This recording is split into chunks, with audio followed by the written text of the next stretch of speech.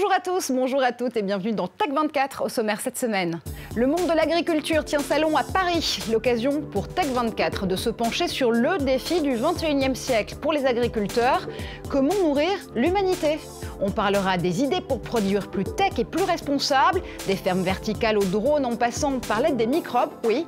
Hervé Thiss, le père de la gastronomie moléculaire, nous donnera un cours de cuisine note à note pour repenser notre alimentation.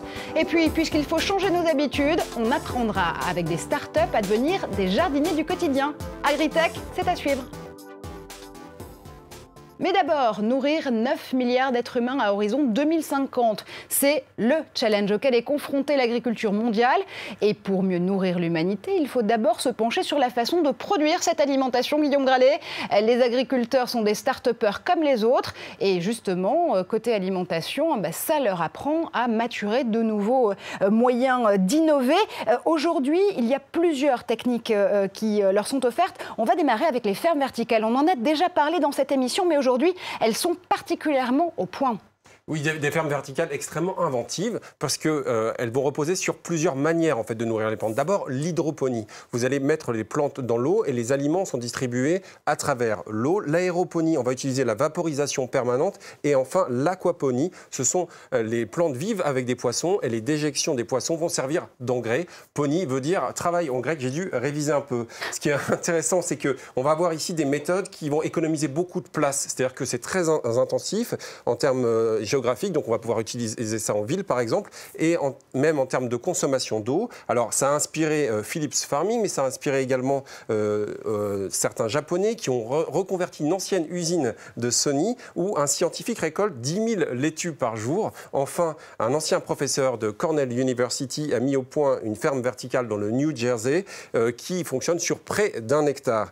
Chez Agricool, revenons en France, Agricool, il y a 3600 fraisiers. En fait, ce sont des entrepreneurs qui ont eu l'idée d'installer des murs verticaux dans des containers sur lesquels ils espèrent un jour équipés de panneaux solaires, bref, pour que le système soit extrêmement vertueux. Allez, les bactéries et les microbes, eux aussi, peuvent être cool puisqu'ils peuvent nous aider à mieux gérer la gestion des plantes. C'est l'utilisation du microbiome, exactement. L'ai-je bien dit ? Oui, c'est tout à fait ça. En fait, c'est la vraie surprise quand on a fait ces recherches pour cette émission, parce qu'on a l'habitude de dire que les microbes, c'est pas bien du tout, il faut s'en débarrasser, c'est dangereux. Or, il y a un collectif de scientifiques qui s'appelle Symbiogenics. C'est une organisation à but non lucratif qui est basée à Seattle. Et cette ONG veut rétablir les microbes et les installer en fait là autour des semences. Elle considère que ça va redonner de la force aux semences. Elles ont surtout établi une carte des microbes jusqu'à 40 000. Il faut savoir qu'il y a plusieurs trillions. Un trillion, c'est un suivi de 18 zéros sortes de microbes. Ils vont sélectionner les bons microbes pour avoir des plantes plus performantes. Allez, on va quitter l'infiniment petit pour remonter dans les airs avec un de nos joujoux préférés. Ce sont les drones. Des drones, cette fois-ci, de Delertech. C'est une entreprise dans laquelle a investi Parrot, d'ailleurs. Oui, une entreprise française. Alors, ces drones, ils vont nous permettre d'avoir une cartographie au mètre carré près des cultures. Pourquoi c'est important de savoir exactement comment évoluent les cultures ? Ça va nous permettre de ne pas mettre des engrais n'importe où, n'importe comment, de ne pas trop arroser. Et ça va permettre une cartographie extrêmement précise qui va permettre d'aider les tracteurs à bien travailler dans les champs. Allez, cette fois-ci, je vous emmène à Varsovie, en Pologne, pour rencontrer le père de la gastronomie moléculaire. Il s'agit du chimiste des fourneaux, Hervé Thiss. Il développe dans son laboratoire de l'INRA le principe de cette science des aliments depuis plus de 30 ans. L'idée, c'est remplacer autant que possible les produits frais par leurs composants naturels ou synthétiques, des émulsions d'arômes ou des steaks en suspension. C'est au menu justement de cette approche scientifique de la cuisine. Bonjour Hervé Thiss. Bonjour, vive la chimie. Vous développez ce que vous appelez la cuisine note à note depuis très longtemps, mais c'est quoi exactement ? Alors, c'est l'exact équivalent de la musique électroacoustique. Vous voyez, il y a un siècle, on jouait du violon, de la trompette, du piano, etc. Et puis, on a appris à décomposer la musique en ondes sonores. Et puis, il y a 50 ans, on a pris des ordinateurs et on a appris à recomposer. Et aujourd'hui, sur toutes les radios, tout le monde fait de la musique électroacoustique. Il y a des synthétiseurs pour 23 € dans les magasins de jouets. Et ben la cuisine note à note, c'est la même chose. On sait parfaitement comment sont constitués les aliments. Eh ben, l'idée, c'est de dire on va partir de ces constituants et on va aller faire des aliments. Alors, on ne va pas refaire des carottes ou des tomates, ça n'a pas beaucoup d'intérêt. On va faire des aliments nouveaux qu'on n'a jamais vus, qui ont des goûts nouveaux, des couleurs nouvelles, des consistances nouvelles. Et donc, voilà la cuisine note à note. On peut refaire aussi des aliments anciens, mais ça n'a pas d'intérêt. Avec un synthétiseur, ce n'est pas la peine de jouer du violon, sinon on prend un violon. Alors, comprendre la science des aliments, c'est vraiment ça la clé pour nourrir l'humanité ? Ah oui, alors ça, je crois que c'est très très important. Vous voyez, par exemple, je prends un exemple. D'abord, il y a la question nutritionnelle. Aujourd'hui, on ne sait pas ce qu'il faut manger. Alors, on mange, bien sûr, mais il y a quand même une pandémie d'obésité dans le monde, donc on ne sait pas ce qu'il faut faire. Maintenant, il y a des tas d'autres questions. Imaginons, par exemple, qu'on vous dise qu'il faut manger une certaine quantité de bêta-carotène. Le bêta-carotène, c'est nécessaire pour faire des vitamines, et puis c'est le orange des carottes, enfin, ça a beaucoup d'intérêt. Bon. Selon que vous mangez une carotte ou une purée de carottes, vous ne consommez pas la même quantité de bêta-carotène parce qu'il n'est pas libéré par l'aliment de la même façon.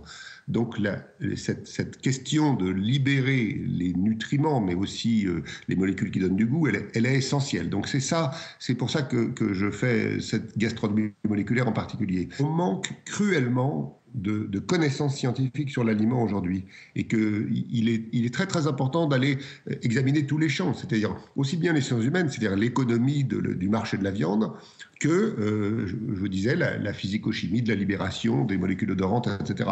Puis après, on peut aussi faire des choses qui ont d'autres intérêts. Par exemple, il y a quelques années, je m'étais amusé à faire un plat dont le goût augmentait, diminuait et réaugmentait avant de diminuer. C'est intéressant quand même. Et c'est la... Alors là, c'était peut-être une espèce de petite prouesse virtuose pour rigoler, mais quand même, quand on veut libérer des nutriments, libérer des vitamines, des oligo-éléments, il faut avoir la maîtrise de l'aliment. Ben, la cuisine note à note, qui est une application de la gastronomie moléculaire, elle a quand même cette ambition. Merci infiniment à vous, Hervé Thys. Et puis on vous a vu sur ces images avec votre complice Pierre Gagnère, le grand chef étoilé Michelin, qui justement applique cette gastronomie et cuisine moléculaire à vos côtés. Et tout de suite, l'Agritech continue dans Test 24.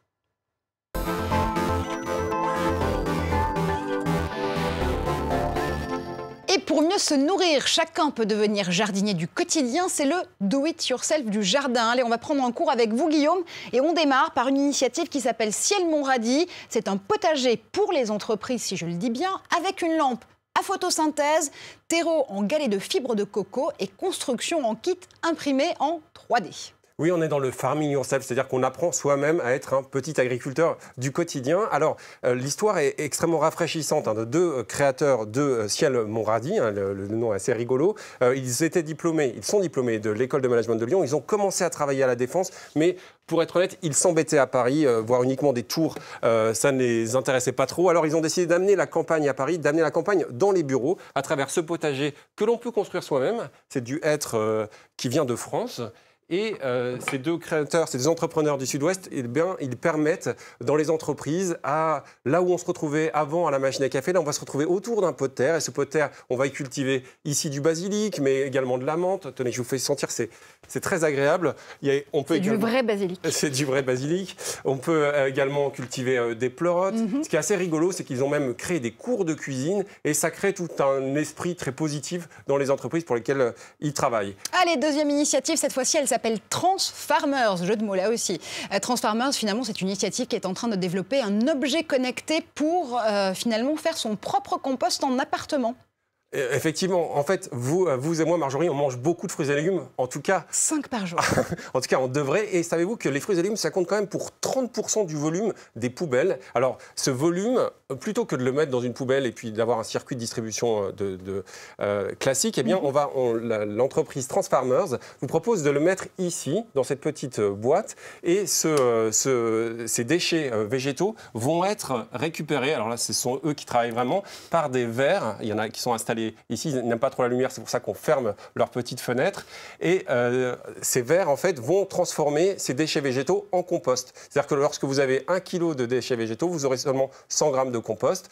Ce compost, vous pourrez l'utiliser pour d'autres plantes. Ici, vous avez une fougère. Il n'y a absolument besoin d'aucun entretien. Et ce qui m'a fasciné, c'est qu'il n'a même pas besoin de les arroser. Allez, on termine avec l'urban potager. Cette fois-ci, cela donne la possibilité aux citadins de cultiver leur propre potager d'intérieur de manière automatisée et ludique avec une application mobile, forcément, sinon ce ne serait pas tech.